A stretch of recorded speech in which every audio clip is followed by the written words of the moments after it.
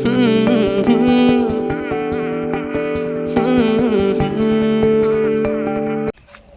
Mayam, good morning.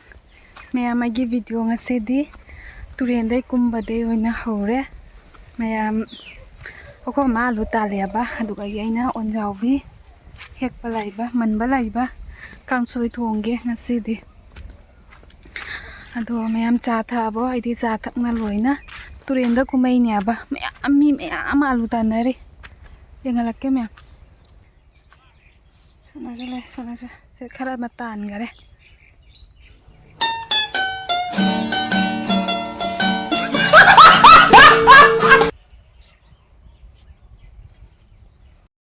Mayam ay alu ay sorry. Onjawbi man bai la ya. Onjawbi man rasi. Kada no onjawbi mayam chawi ay do. Mapan satbado hapchalakan. Mapan satbado haute.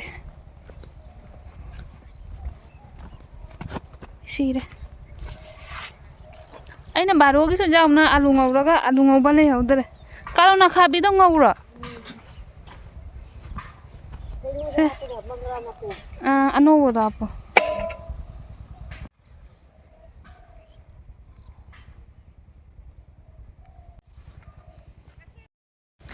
Mayam ay alu talage.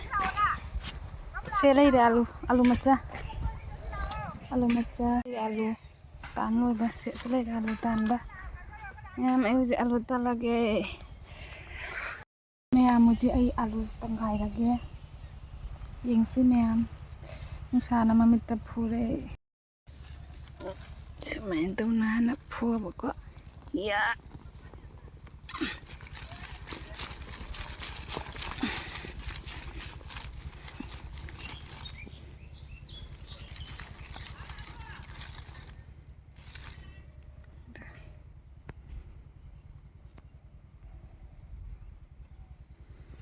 Dua iman lagi.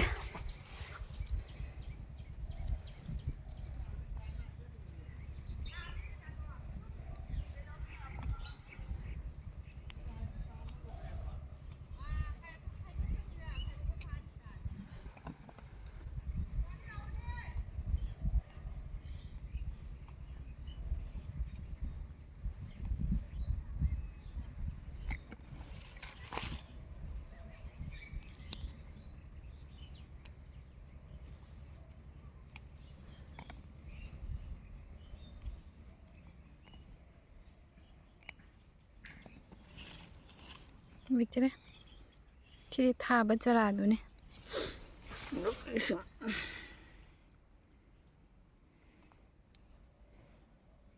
Si moton maru man bese, asi jengau raja bayam hau bene.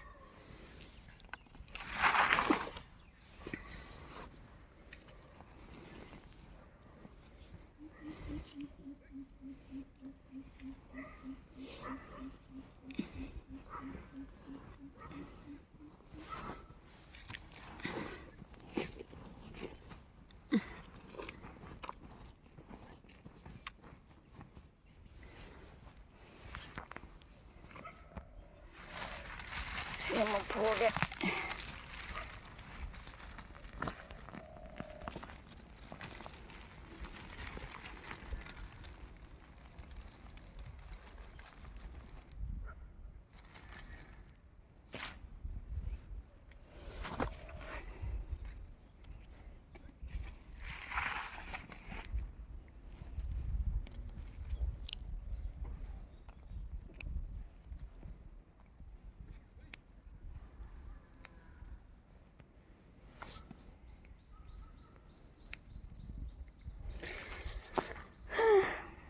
Jongsa khola ga meat ke khan ba khon khuji ne loi chu san no re tan mana jongsa ko to re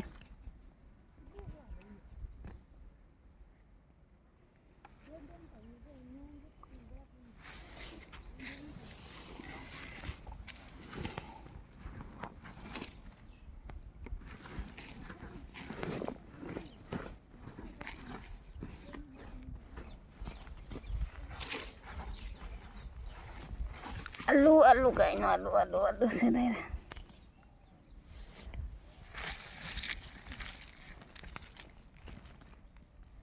ꯇꯧꯗꯦ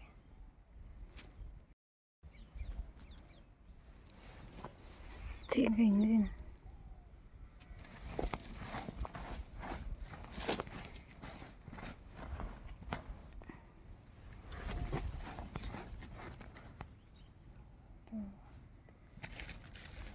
ꯐꯣꯔꯦ ꯁꯤꯁꯦ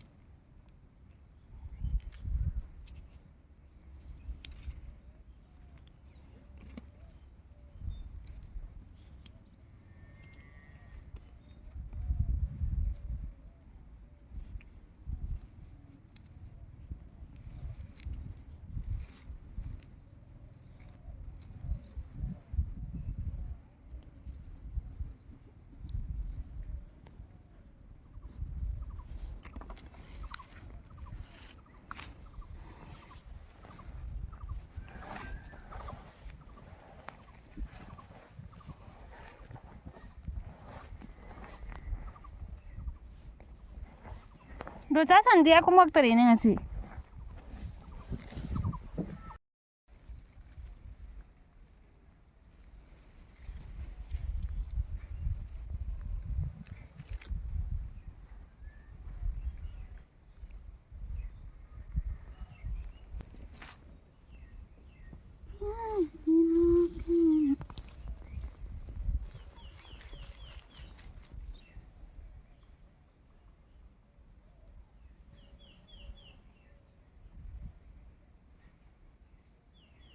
आलू से 3 जाओ खरा खरा यावे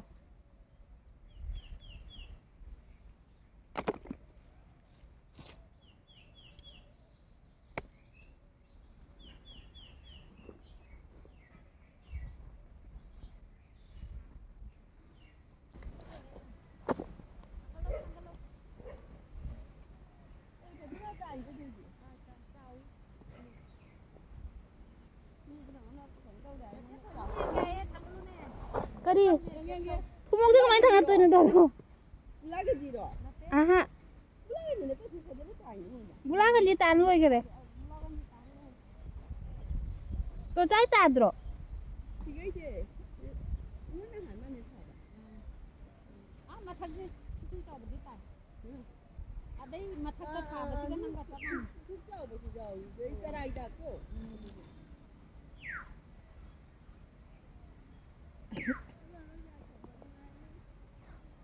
Cây này kia nhà sĩ. Ô, thằng bố ơi. Ôi, chalu khara ta su pira oi da. Cái này nữa này. Hả? Apanda. Se chalo se.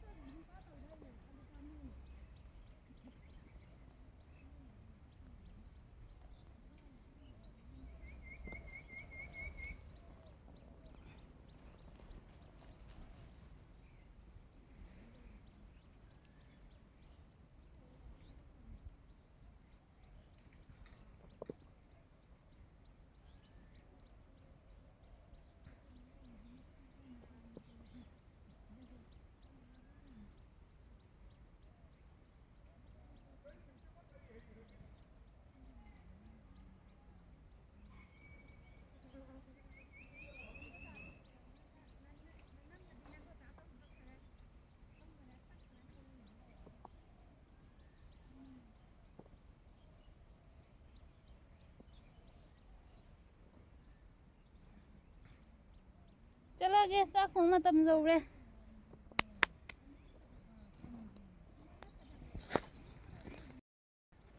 Mayam je kang soi gi alu ngang mi je khara kang soi da hap ke.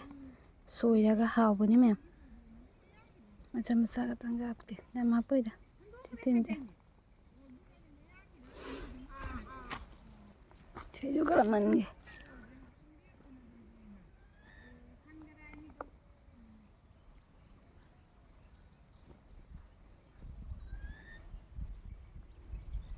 Jangan ada.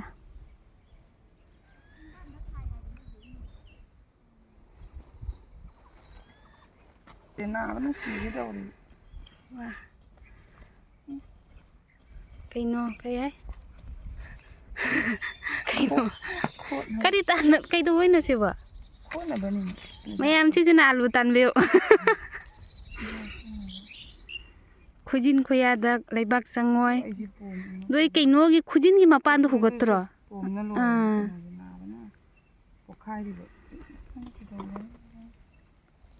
Mo yin no yin angang ba jam jawi ne. Pambi ne taka taka phari hai sidri koi hipta bi do tawdri ba.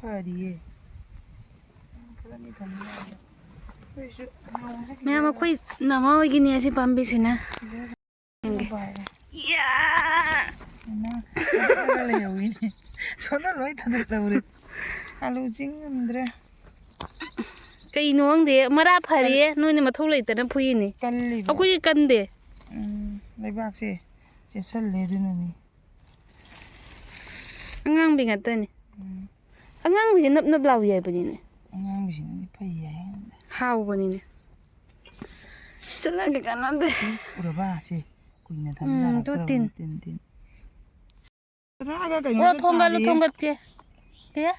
Tara makai. Hiram mani. Tari. Jing balu tin je chat le du.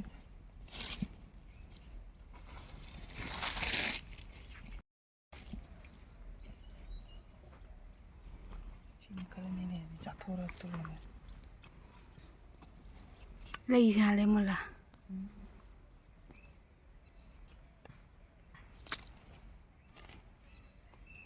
Bera thangalani motor palmada. Hello ma'am, siga ai aloo koluai on jawbi hekle. Duwai zalani turenda gi kare jumda sak thomurage ma'am. Ai masam khwat chiong. Thau tishan na toy joba. Wai turenda ka pasi am sakthi na wai. Le haure turenda moi ma'am. Aloo tan na. Idea kum sakhung gi sak thong doi na. Dugi chale. Chalo lurage. Kangsoy ama thongai rage. Laire cha. Ma'am siga laire cha. Siga na laire bon salinya ba. Doi. Cha thakai ruge imong.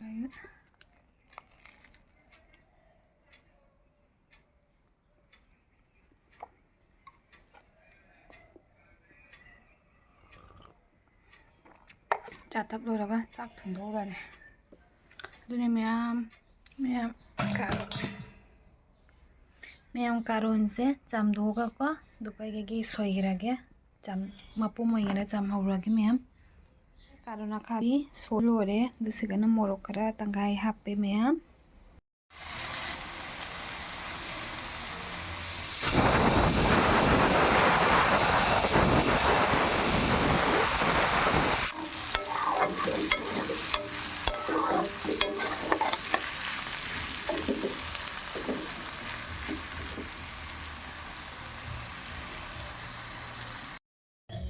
Mayam awa patigom hekpa thoklei ni maningda chakhom maningda awa patigom sibu pa ipan pan de da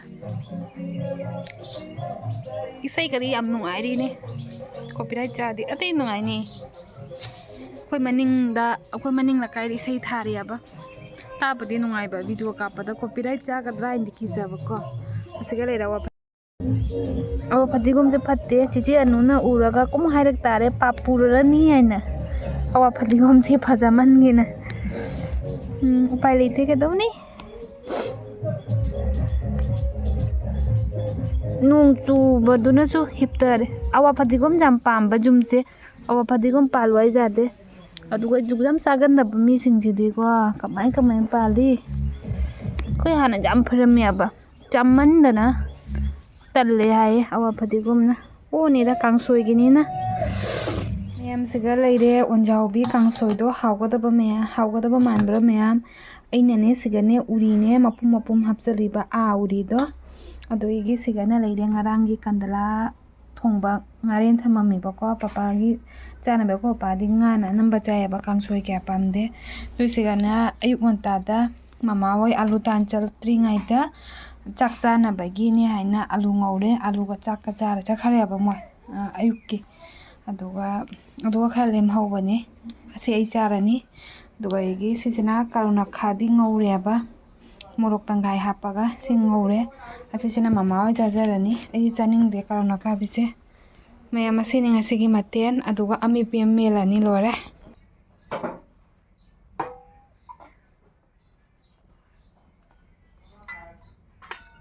karatri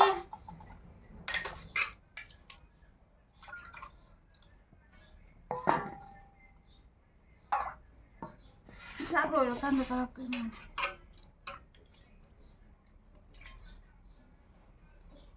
एक तेरी मुझसे में बेवजह रखता रहूं तेरा यार हूँ मैं ino be sakla ma benim no amta na ko chak thiri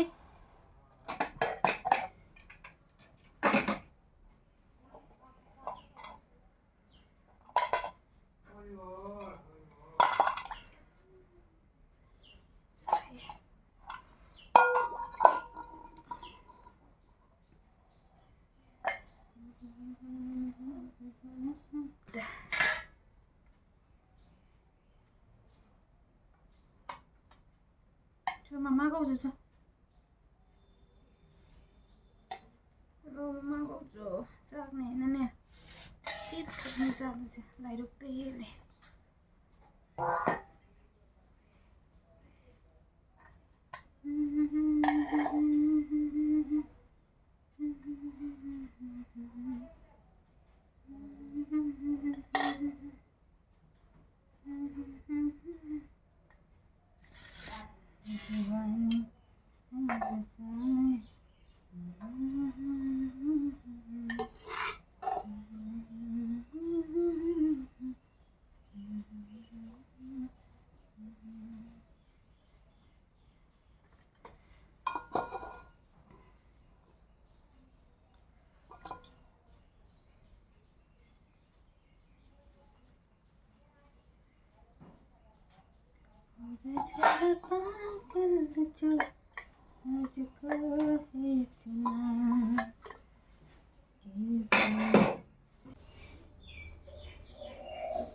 sigana leire papa sakana laige gari popa khong lai sibo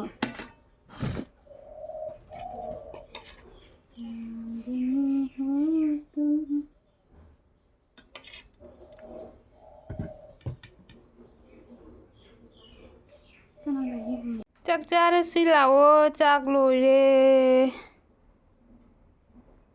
mayam ngasigi mathen mayam aine sorokta 5G thiba laini ado 5G thiba laini adine video upload tawbagi jumda 5G phangde skun ka doiro hai mayam ai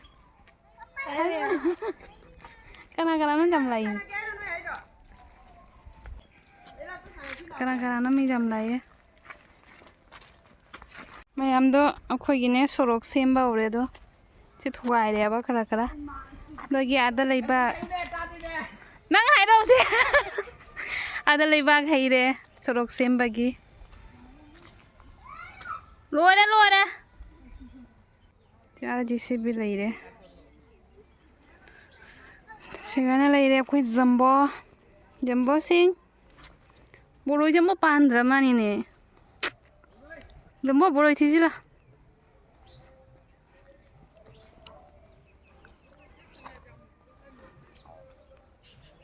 ada leire boroi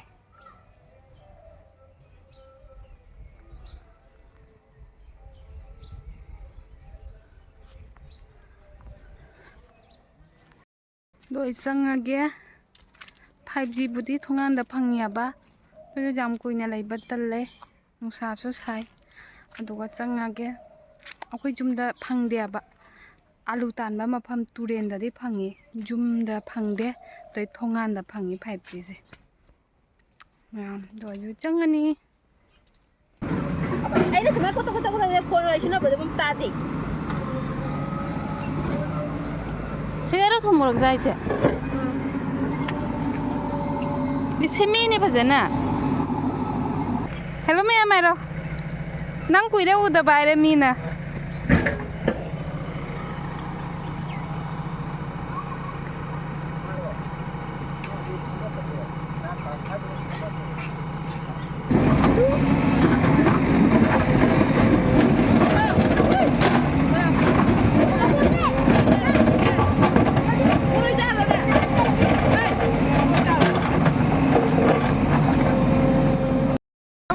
no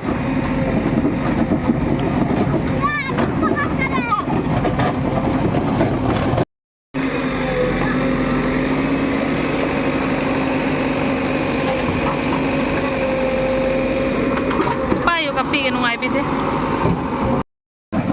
hello mayam akoi sorok semba haure to sorok semba haure tôi mi thì lục qua thục lấy ní mày mày sang cái mi thì lục qua thục lấy nè ba rằng đâu có lấy ba mi thì lục qua thục lấy ba à tụi cái sorok chú xem ba lấy đó mi chẳng nghe mày